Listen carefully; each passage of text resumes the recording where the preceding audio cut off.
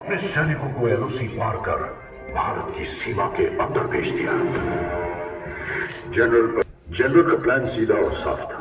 सर्दियों की चरम पर प्रशिक्षित कमांडोज को जिहादी जामा उड़ाकर भारत की सरहद के पार भेजना, वहां पोस्ट और बंकर पर कब्जा करके कश्मीर और लद्दाख को जोड़ती कड़ी को तोड़ना। द्रास सेक्टर की मुश्को घाटी, मारपोला रिज लाइन, कारगिल के आसपास काकसर, बटालिक सेक्टर, चोर बाटला सेक्टर और सियाचिन के दक्षिण में तुर्तुक पर पाकिस्तानी फौज ने धोखे से अपना कब्जा जमा लिया था।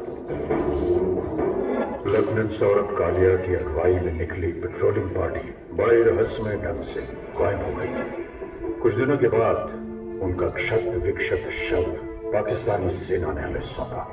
जिस निर्दयता से उन्हें मारा गया था, प्रशिक्षित पाकिस्तानी फौजियों की ही कुचेष्टा थी। तत्कालीन प्रधानमंत्री श्री अटल बिहारी वाजपेयी पड़ोसी देशों के साथ सद्भावना में विश्वास रखते थे, पर पाकिस्तान के इस छुपकर हमला करने की साजिश से वो अत्यंत क्षुब्ध हो उठे। हम शांति चाहते हैं, ये तो दुनिया ने देखा। अब दुनिया ये देखेगी कि हम शांति की रक्षा के लिए और अपनी शक्ति का भी प्रदर्शन कर सकते हैं। लड़ाई के परिणाम के बारे में भी मेरे मन में कोई संदेह नहीं है। हमारी विजय निश्चित है और हम विजयी होकर दिखाएंगे। उन्होंने देश की तीनों सेनाओं को बगैर एक पल गंवाए दुश्मन की गोली का जवाब गोलों से देने का आदेश सुनाया।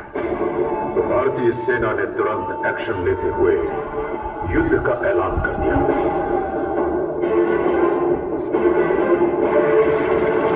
Chief of army staff general VP Malik के नेतृत्व में लड़ी गई कारगिल की जंग अपने आप में सैनिक रणनीति और साहस का एक उदाहरण है। ऑपरेशन का नाम था ऑपरेशन विजय। थल सेना दुश्मन को खदेड़ रही थी, अब आसमान से आग बरसाने की पारी थी। Wing commander B S Dhanoa Kargil युद्ध के दौरान फाइटर स्क्वाड्रन के कमांडिंग अफसर थे। स्क्वाड्रन लीडर अजय आहूजा, के नचिकेता और स्क्वाड्रन लीडर रघुनाथ नाम्बियार जैसे दिलेर फाइटर पायलट भी कारगिल के हवाई हमलों में नायक के तौर पर उभरे। नाम दिया गया ऑपरेशन सफेद सागर। इसी दौरान भारतीय नौसेना भी सक्रिय हो उठी। वाइस एडमिरल मानवेंद्र सिंह की अगुवाई में पूर्वी और पश्चिमी बेड़े एकत्रित हुए और तुरंत उत्तरी अरब सागर से कराची बंदरगाह की घेराबंदी कर दी गई। भारतीय नौसेना के इस मिशन का नाम था ऑपरेशन तलवार। इतिहास बदलने जा रहा था। वंदे मातरम, वंदे मातरम, वंदे मातरम, वंदे मातरम। वो रुख मोड़ दिए तूफानों के, चट्टानों को धूल बनाया है। दुश्मन हमको ना भूलेगा, उसे ऐसा सबक सिखाया है।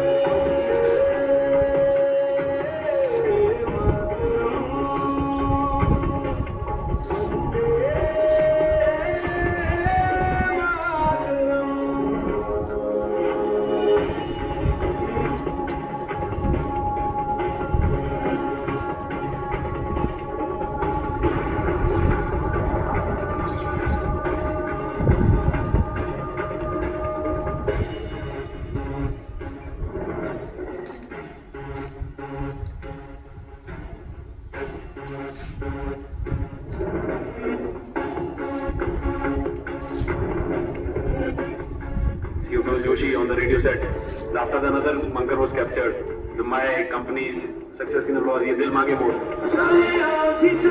तूफान उठे, बढ़ता ही रहे, तू रुके नहीं, जब तक है फलक, जब तक है जमीन, मेरा दिल ये कहे कभी झुके नहीं।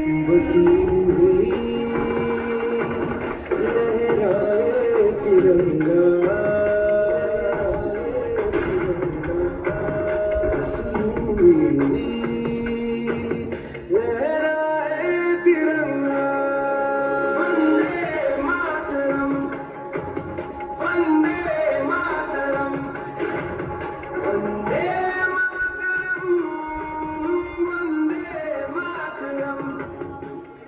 अगर मुझे अपने खून को साबित करने से पहले मौत आ गई तो कसम से मैं मौत को ही मौत की नींद सुला दूंगा। कारगिल का ये युद्ध भले ही उच्च अधिकारियों की विस्तृत प्लानिंग और रणनीति के अनुसार लड़ा गया हो, लेकिन इसे जीतने वाले औसत 20 से 25 साल की उम्र के वो नौजवान सैनिक ही थे जो शेरों की तरह दुश्मन पे टूट पड़े। ये वो बेटे थे जिन्हें अपनी मां के आत्मसम्मान की चिंता अपनी जान से कहीं ज्यादा थी। पूरे विश्व पटल पर भारतीय विजय का डंका बजने लगा। आज हमारा भारत विश्व में एक नई शक्ति बन के उभर रहा है। कारगिल की ये विजय उस नए भारत की नींव का पत्थर है, क्योंकि इस युद्ध में बही खून की हर एक बूंद ने हमारे आज को सींचा है। वही खून प्रेरणा देता है, बढ़ो आगे, मत रुको, पूरी शक्ति सहित निर्भयता से हर असंभव पहाड़ इसी तरह जीत लो। सीने में जो भारत भूमि के प्रति प्रेम है वो तुम प्रज्वलित हो। जब संपूर्ण विश्व के शीर्ष शिखर पर भारत का ध्वज फहराएगा, तब मेरे देशवासियों हर दिन विजय दिवस कहलाएगा।